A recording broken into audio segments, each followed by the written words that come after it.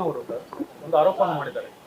ರಾಜಣ್ಣ ಅವರು ಈಗಾಗಲೇ ಕಾಂಗ್ರೆಸ್ನಿಂದ ಒಂದು ಕಾಲನ್ನ ಹೊರಗಿಟ್ಟಾಗಿದೆ, ಅವರು ಬಿಜೆಪಿ ಸಂಪರ್ಕದಲ್ಲಿದ್ದಾರೆ, ಬಿಜೆಪಿಗೆ ಸೇರ್ತಾರೆ ಮುಂದಿನ ದಿನಗಳಲ್ಲಿ ಅನ್ನುವಂತ ಮಾತನ್ನ ಹೇಳ್ತಾ ಇದ್ದಾರೆ.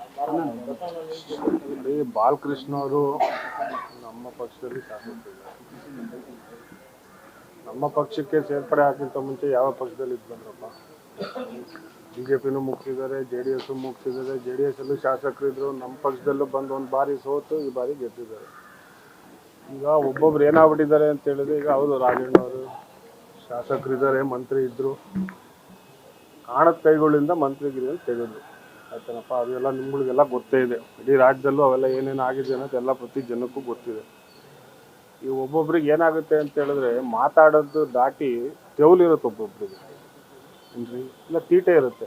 ಅದನ್ನು ತೀರಿಸ್ಕೊಬೇಕು ಅಂತ ಹೇಳಿದ್ರೆ ಈ ರೀತಿ ಮಾತಾಡ್ತಾರೆ. ಎಲ್ಲ ರಾಜಣ್ಣವ್ರು ಮೊನ್ನೆ 3 ದಿವಸದಿಂದ ನಿಮ್ಮ ಮಾಧ್ಯಮದ ಮುಂದೆ ಹೇಳಿದ್ರಲ್ಲಪ್ಪ, ಪಕ್ಷ ಬಿಡೋದಿಲ್ಲ, ಕಾಂಗ್ರೆಸ್ಸಲ್ಲೇ ಇರ್ತೀನಿ, ಕಾಂಗ್ರೆಸ್ಸಿಂದ ನಾನು ಎಲ್ಲ ಅಧಿಕಾರಗಳನ್ನ ಅನುಭವಿಸಿದ್ದೀನಿ, ನಾನು ಕಡೆವರೆಗೂ ಕಾಂಗ್ರೆಸ್ ಪಕ್ಷದಲ್ಲಿ ಇದ್ದೀನಿ ಅಂತ ಅವರೇ ಹೇಳಿಕೆ ಕೊಟ್ಟಿದ್ದಾರೆ. ಸೊ ರಾಜಣ್ಣವ್ರು ಎಲ್ಲೂ ಅಲ್ಲಿ ಇಲ್ಲಿ ಅಸೆಂಬ್ಲಿಯಲ್ಲಿ ಏನು RSS ಆಡೋನು ಆಡಿಲ್ವಲ್ಲ. ಸೊ ಅವರ ಬಾಲ್ಯದಿಂದನೂ ಅವ್ರೇನು ಚಡ್ಡಿ ಹಾಕೊಂಡೇನು ಎಲ್ಲೂ RSS ಶಾಖಾ ಮಠಗಳು ಎಲ್ಲೂ ಹೋಗಿಲ್ವಲ್ಲ. ಹೌದಲ್ಲ, ಅವ್ರದ್ದೇ ಆದಂಥ ರಾಜಣ್ಣವ್ರದ್ದು ಅವ್ರದ್ದೇ ಆದಂಥ ಒಂದು ಸಿದ್ಧಾಂತ ಇದೆ.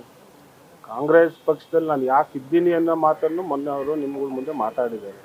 ಅದರಿಂದ ಈ ಥರ ಬಾಲಕೃಷ್ಣ ಅವರು ಮಾತಾಡ್ತಿದ್ದಂಗೆ ನಾನು ಯಾರನ್ನೋ ಮೆಚ್ಚಿಸ್ಬೇಕು ಅಥವಾ ಏನೋ ನನಗೆ ಸಿಗುತ್ತೆ ಅಥವಾ ಮುಂದೆ ವಿಶಾಪಲ್ಲಿ ಏನಾದ್ರು ನಾನು ಮಂತ್ರಿಗಿರಿ ಆಗೋದಕ್ಕೆ ಅಪ್ಲಿಕೇಶನ್ ಆಗ್ತಾ ಇದ್ದೀನೋ, ಅಥವಾ ನವಂಬರಲ್ಲಿ ಈಗ ರಾಜಣ್ಣವ್ರು ಹೇಳಿದ್ರಪ್ಪ ಸೆಪ್ಟೆಂಬರ್ ಆದಮೇಲೆ ಕ್ರಾಂತಿ. ಆ ಕ್ರಾಂತಿ ಏನಂದರೆ ಇವ್ರುಗಳೆಲ್ಲ BJPಗೆ ಹೋಗ್ಬೋದು.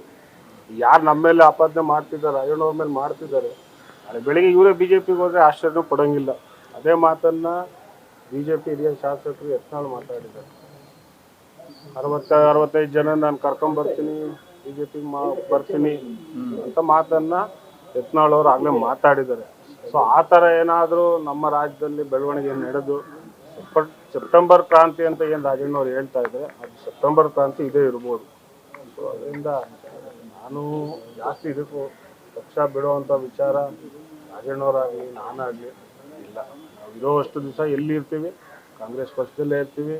ಅಧಿಕಾರ ಸಿಗುತ್ತೆ ಬಿಡುತ್ತೆ, ಯಾರಿಗೂ ಅಧಿಕಾರ ಶಾಶ್ವತ ಅಲ್ಲ. ಇವತ್ತು ನಾವು ಶಾಸಕರಾಗಿರ್ಬೋದು, ಮುಂದೆ ಬರುವಂಥ ಚುನಾವಣೆಯಲ್ಲಿ ಮಾಜಿ ಇರ್ಬೋದು. ಸೊ ಅದರಿಂದ ಅದು ಜನಗಳು ಬಿಟ್ಟಿರುವಂಥದ್ದು. ಸೊ ಅದರಿಂದ ಮಾತಾಡುವಂಥ ವಿಚಾರ ಬಂದಾಗ ನಾಲ್ಗೆ ಮೇಲೆ ಹಿಡ್ಕೊಂಡು ಮಾತಾಡೋದು. ಬಾಲಕೃಷ್ಣ ಈ ರೀತಿ ಮಾತಾಡೋ ಅವಶ್ಯಕತೆ ಇತ್ತ ಈ ಸಂದರ್ಭದಲ್ಲಿ? ಹೇಳಿದ್ನಲ್ಲಪ್ಪ, ಒಬ್ಬೊಬ್ರಿಗೆ ಮಾತಾಡೋ ಚಟ ಇರುತ್ತೆ. ಯಾರನ್ನೋ ಒಬ್ಬನ ಓಲೈಸ್ಬೇಕು ಅಂತ ಹೇಳಿದ್ರೆ ಏನಾದ್ರು ಈಗ ರಾಜಣ್ಣವ್ರ ಮೇಲೆ ಮಾತಾಡ್ಬೇಕಲ್ಲ, ಹೌದಲ್ಲ. ಈಗ ನೀನು ಬೇರೆ ಯಾರು ಶಾಸಕರ ಮೇಲೆ ಸಚಿವರ ಮೇಲೆ ಮಾತಾಡಿದ್ರೆ ಅದಷ್ಟು ಅವ್ರಿಗೆ ಮೈಲೇಜ್ ಸಿಗಲ್ಲ. ರಾಜಣ್ಣವ್ರ ಮೇಲೆ ಮಾತಾಡಿದ್ರೆ, ಈಗ ರಾಜಣ್ಣವ್ರ ಮೇಲೆ ಯಾಕೆ ಮಾತಾಡ್ತಾರೆ? ಇವತ್ತು ಮಂತ್ರಿಗಿರಿ ತೆಗೆದ್ಮೇಲೆ ಇಡೀ ರಾಜ್ಯಾದ್ಯಂತ ಪಕ್ಷಾತೀತವಾಗಿ ಇವತ್ತು ರಾಜಣ್ಣವ್ರಿಗೆ ಆಗಿರೋವಂಥ ತಪ್ಪಿಗೆ ಮತ್ತೆ ಮಂತ್ರಿ ಸ್ಥಾನ ಕೊಡಬೇಕು ಅಂತೇಳಿ ಪ್ರತಿಭಟನೆಗಳು ಆಗ್ತಾಯಿದೆ ಶಾಂತಿಯುತವಾಗಿ. ಅದಾದಮೇಲೆ ಕಳೆದ ಒಂದು 3 ದಿನದಿಂದ ಮನೆಗೆ ಎಲ್ಲ ಸ್ವಾಮೀಜಿಗಳು ಬಂದಿದ್ದರು. ಸೊ ಅವರು ಆ ಬೆಂಬಲವನ್ನು ಕೊಟ್ಟಿದ್ದಾರೆ. ಹೌದು, ಅನ್ಯಾಯ ಆಗಿದೆ, ನಾವು ರಾಷ್ಟ್ರೀಯ ನಾಯಕರನ್ನು ಭೇಟಿ ಮಾಡಿ ಮತ್ತೆ ನಿಮ್ಮನ್ನ ಸಂಪುಟಕ್ಕೆ ಸೇರ್ಪಡೆ ಮಾಡೋದ್ರಲ್ಲಿ ನಾವು ಪ್ರಯತ್ನ ಮಾಡ್ತೀವಿ ಅಂತ ಅವರು ಹೇಳಿಕೆ ಕೊಟ್ಟಿದ್ದಾರೆ. ಸೊ ಇವೆಲ್ಲ ನೋಡ್ತಿರೋದ್ರಿಂದ ಇವರೆಲ್ಲ ಸೇರೆ ತಾನೇ ತೆಗೆಸಿರೋದು. ಬಿಜೆಪಿ ಹೋಗ್ತಾರೆ ಅಂತ ಬಾಲಕೃಷ್ಣ ಇವರೆಲ್ಲ ಆ ಟೀಮ್ ಹೋಗ್ಬೋದು. ಹೌದು, ಸೆಪ್ಟೆಂಬರ್ ಕ್ರಾಂತಿ ಅಂತ ಹೇಳಿದ್ರೆ ಇವರೆಲ್ಲ BJPಗೆ ಸೇರೋದು. ಕೋಟ್ ಮಾಡಿದ್ವಿ, ಅವ್ರು DK ಶಿವಕುಮಾರ್ ಅವ್ರು ಹೇಳಿದ್ದಾರೆ ಸರ್. DK ಶಿವಕುಮಾರ್ ಅವರು ಒಂದು ಕಾಲ BJPಗೆ ಇಟ್ಬಿಟ್ಟಿದ್ದಾರೆ ಆಲ್ರೆಡಿ ಅಂತ. ಹಾಗಾದ್ರೆ ಇವ್ರ ಟೀಮ್ ಎಲ್ಲ ಹೋಗ್ತಾರೆ DK ಶಿವಕುಮಾರ್ ಸಮೇತ ಅಂತ. ಸೆಪ್ಟೆಂಬರ್ ಕ್ರಾಂತಿ ಅಂತ ಏನು ರಾಜಣ್ಣವ್ರು ಹೇಳಿದ್ರು ಅದೇ ವಿಚಾರನೇ ಈಗ ನಾನು ಪ್ರಸ್ತಾಪ ಮಾಡ್ತಾ ಇರುವಂಥದ್ದು.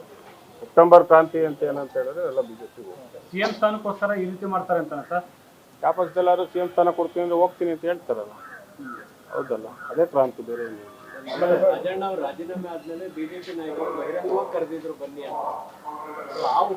ನೋಡಿ, ಗಂಭೀರವಾಗಿ ಬಹಿರಂಗವಾಗಿ ಕರೆದಿದ್ದಾರೆ ಅಂತೇಳಿ ರಾಜಣ್ಣವ್ರನ್ನ ಯಾರು ಭೇಟಿ ಮಾಡಿಲ್ಲ.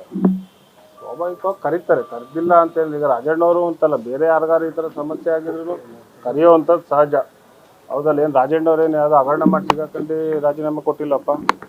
ಇಲಾಖೆಯಲ್ಲಿ ಏನು ಸಮಸ್ಯೆ ಆಗಿಲ್ಲ. ಎಲ್ಲ ಒಳಗಡೆ ಸಂಚು ಪಿತೂರಿಯಿಂದ ರಾಜಣ್ಣವ್ರನ್ನ ರಾಜೀನಾಮೆ ಪಡೆದಿದ್ದಾರೆ ಬಿಟ್ಟರೆ ಏನಾದ್ರು ಇಲಾಖೆಯಲ್ಲಿ ಸಮಸ್ಯೆ ಇದೆಯಾ? 2.5 ವರ್ಷ ಸಹಕಾರಿ ಕ್ಷೇತ್ರದಲ್ಲಿ ಹೆಚ್ಚು ಕೆಲಸಗಳಾಗಿದೆ. ಹಿಂದೆ ಆಗದಲ್ಲೇ ಇರೋವಂಥ ಕೆಲಸಗಳನ್ನೆಲ್ಲ ಮಾಡಿದರೆ. ಮೊನ್ನೆ ಅಮೆಂಡ್ಮೆಂಟು ಬಿಲ್ ಪಾಸ್ ಆಗಿದೆ. ಅದು ಯಾರಿಗೆ ಅನುಕೂಲ ಆಗುತ್ತೆ? ಹೌದಲ್ಲ, ಯಾರು ಸಣ್ಣ ಜಾತಿ ಇರುತ್ತೆ ಅಂಥವ್ರಿಗೆ ಏನೋ ಒಂದು ನಾಮನಿರ್ದೇಶನ ಸೊಸೈಟಿಗಳು ಆಗಲಿ ಅಂತ ಮಾಡಿರುವಂಥ ಕ್ರಾಂತಿ ಇದು. ಹಿಂದೆ ಯಾಕೆ ಯಾರು ಮಾಡೋಕ್ಕಾಗಲಿಲ್ಲ? ಇವೆಲ್ಲ ಮಾಡ್ತಾ ಇರೋದ್ರಿಂದ ಇನ್ನೂ ಹೆಚ್ಚು ರಾಜಣ್ಣವ್ರಿಗೆ ಒಳ್ಳೆ ಹೆಸರು ಬರುತ್ತೆ, ಸರ್ಕಾರ ಸಿದ್ದರಾಮಯ್ಯ ಅವ್ರಿಗೆ ಒಳ್ಳೆ ಹೆಸರು ಬರುತ್ತೆ ಅಂತೇಳಿ ಇದು ಕಾರಣಕೈಗಳೆಲ್ಲ ಪಿತೂರಿ ಮಾಡಿ. ರಾಜನ ವಿರುದ್ಧ ಷಡ್ಯಂತ್ರ ಆಗಿಲ್ಲ, ಅವರೇ ಪದೇ ಪದೇ ತಪ್ಪು ಮಾಡಿದ್ರು, ಹಾಗಾಗಿ ಅವರು ಸ್ಥಾನವನ್ನು ಕಳ್ಕೊಬೇಕಾಯ್ತು, ವಜೆ ಆಗ್ಬೇಕಾಯ್ತು. ಪದೇ ಪದೇ ಹೇಳಿಕೆ ಏನು ಹೇಳಿಕೆ ಕೊಟ್ಟಿದ್ದಾರೆ, ತಪ್ಪೇನು ಹೇಳಿದ್ದಾರೆ? ರಾಜಣ್ಣವರು ಎಲ್ಲರೂ ಗೊತ್ತಿದ್ದಾಗೆ ನೇರ ನೋಡಿ, ಎಲ್ಲಿ ಏನು ತಪ್ಪಿರುತ್ತೆ ಅಂತ ಅದನ್ನ ಹೇಳ್ತಾರಪ್ಪ. ಅದನ್ನ ನೀವು ಗ್ರಹಿಸುವಂಥದ್ದನ್ನ ರಾಜಣ್ಣವ್ರು ತಪ್ಪು ಹೇಳಿದ್ದಾರೆ ಅಂತ ಹೇಳಿದ್ರೆ ಏನಾರು ಪಕ್ಷದ ವಿರುದ್ಧವಾಗಿ ಏನಾರು ಹೇಳಿದ್ದಾರೆ, ಅಥವಾ ನಾಯಕರ ವಿರುದ್ಧವಾಗಿ ಏನಾರು ಹೇಳಿದ್ದಾರೆ? ಸಿದ್ದರಾಮಯ್ಯವ್ರು ಹೌದ್ರಿ, ನಾವು ಇವತ್ತಲ್ಲ ಇನ್ನೂ 10 ವರ್ಷವರೆಗೂ ನಾವು ಸಿದ್ದರಾಮಯ್ಯ ಬೇಡ, ಅದ್ರಲ್ಲಿ ಏನು ಹಿಂದೆ ಮಾತಿಲ್ಲ ಆಯ್ತಲ್ಲ. ನಾಳೆ ಬೆಳಿಗ್ಗೆ ನಮಗೆ ಯಾರನ್ನಾರು ಮತ ತಗೊಬೇಕು ಅಂತ ಹೇಳಿದ್ರೆ ಇವತ್ತು ಸಿದ್ದರಾಮಯ್ಯ ತೋರಿಸಿ ನಮ್ಗೆ ಮತ ಬಿಡುತ್ತೆ, ಇನ್ಯಾರನ್ನೋ ತೋರಿಸ್ಕೊಂಡು ನಮಗೆ ಅದೆಲ್ಲ ಆಗುವಂಥದ್ದಲ್ಲ. ಸೊ ಅದರಿಂದ ಹೌದು, ನಾವು ಸಿದ್ದರಾಮಯ್ಯರ ಜೊತೆ ಇದ್ದೀವಿ, ಸಿದ್ದರಾಮಯ್ಯರ ಪರ ಇದ್ದೀವಿ ಅನ್ನೋದಕ್ಕೆ ಇಷ್ಟೊಂದು ನಮ್ಗಳ ಮೇಲೆ. ಬಾಲಕೃಷ್ಣ ಅವ್ರು ಹೇಳ್ತಾರೆ ರಾಜಣ್ಣ ಅವ್ರಿಗೆ ಬ್ರೈನ್ ಮ್ಯಾಪಿಂಗ್ ಮಾಡಬೇಕು ಅಂತ. ಸೆಪ್ಟೆಂಬರಲ್ಲಿ ಮಾಡ್ರಪ್ಪ ಅವ್ರು ಬ್ರೈನ್ ಮ್ಯಾಪಿಂಗ್. ಯಾರ್ಯಾರನ್ನ ಮಾಡಿದ್ರೆ ಇವರೆಲ್ಲ ಮುಖಂಡಗಳನ್ನ ಯಾರ್ಯಾರ ಜೊತೆ ಮಾತಾಡ್ತಿದ್ದಾರೆ, ಯಾರ್ಯಾರ ಜೊತೆ ಲಿಂಕಲ್ಲಿದ್ದಾರೆ, ಸೆಪ್ಟೆಂಬರಲ್ಲಿ ಏನು ಇಲ್ಲಿ ಬಂತಲ್ಲ ಸೆಪ್ಟೆಂಬರಿಗೆ ಇದು ಆಗ್ತಿದ್ದಂಗೆ ಗೊತ್ತಾಗುತ್ತಲ್ಲ. ಅಂದ್ರೆ ಕೆಲವರು ಡಿ ಕೆ ಶಿವಕುಮಾರ್ ಅವ್ರ ಜೊತೆ ಕಾಲು ಹೊರಗಿಟ್ಟಿದ್ದಾರೆ ಅನ್ನೋದು ಸತ್ಯ ಆಗಲ್ಲ. ಹೌದು, ಥ್ಯಾಂಕ್ ಯು. ಮಠಾಧೀಶರು ಕೆಲವರೆಲ್ಲರೂ ಕೂಡ ನಿಮ್ಮ ತಂದೆಯವರ ಪರವಾಗಿ ಹೈಕಮಾಂಡ್ ಮಟ್ಟದಲ್ಲಿ ಏನೋ ಭೇಟಿಯಾಗಿ ಚರ್ಚೆ ಮಾಡ್ತಾರೆ ಇರ್ತಕ್ಕಂಥ ಭೇಟಿ ಆಗ್ತಾರೆ. ಅವರು ದಿನಾಂಕ ನಿಗದಿ ಕೇಳಿದ್ದಾರೆ ಮಠಾಧೀಶರು, ಯಾವತ್ತು ಡೇಟ್ ಕೊಡ್ತಾರೆ. ನಮ್ಮ ಖರ್ಗೆಯವರು ಇರ್ಬೋದು, ರಾಹುಲ್ ಗಾಂಧಿಯವರು ಇರ್ಬೋದು, ವೇಣುಗೋಪಾಲ್ ಅವರು, ಸೊ ಇವರೆಲ್ಲ ಯಾವತ್ತು ನಿಗದಿ ದಿನಾಂಕ ಕೊಡ್ತಾರೆ ಅವತ್ತು ಸ್ವಾಮಿಗಳೆಲ್ಲ ಹೋಗ್ತಾರೆ. ಅವರು ಕೇಳಿದ್ದಾರೆ, ಅಪಾಯಿಂಟ್ಮೆಂಟ್ ಕೇಳಿದ್ದಾರೆ, ಯಾವತ್ತು ಸಿಗುತ್ತೆ ಅವತ್ತು ಹೋಗ್ಬೇಕು.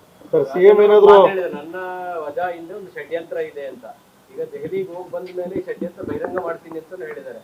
ಷಡ್ಯಂತ್ರದಲ್ಲಿ ಇರೋರು ಬಹಿರಂಗ ಮಾಡ್ತಾರೆ ಅನ್ನೋ ಕಾರಣಕ್ಕಾಗಿ ಈ ಆರೋಪ ಅಥವಾ ಸುಳ್ಳು ಆಪಾದನೆಗಳು ಬರ್ತಾ ಇದಾವೆ.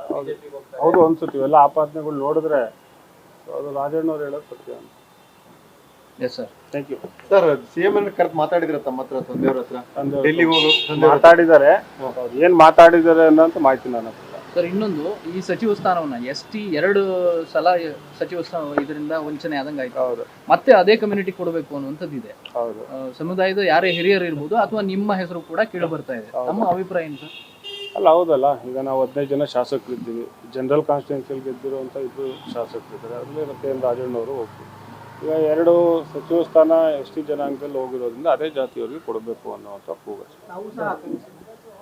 ನಾನೇನು ತಂದೆಯವ್ರಿಗೆ ಕೊಡಬೇಕು ಅಂತ ಕೇಳಿ ಆಕಾಂಕ್ಷಿ.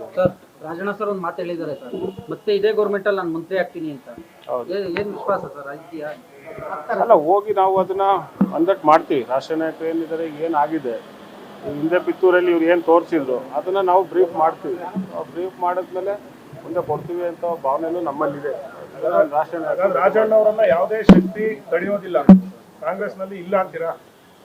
ಶಕ್ತಿ ತಡೆ ಕಾಂಗ್ರೆಸ್ಸಲ್ಲಿ ಇಲ್ಲ ಅಂತ ನಾನು ಹೇಳಕ್ ಹೋಗೋದಿಲ್ಲ. ನಮ್ಗೆ ಆಗಿರೋಂಥ ಅನ್ಯಾಯನ ಮತ್ತೆ ನಮ್ಗೆ ಕೊಡಿ ಅಂತ ಕೇಳ್ತಿದ್ವಿ ಅಷ್ಟೇ.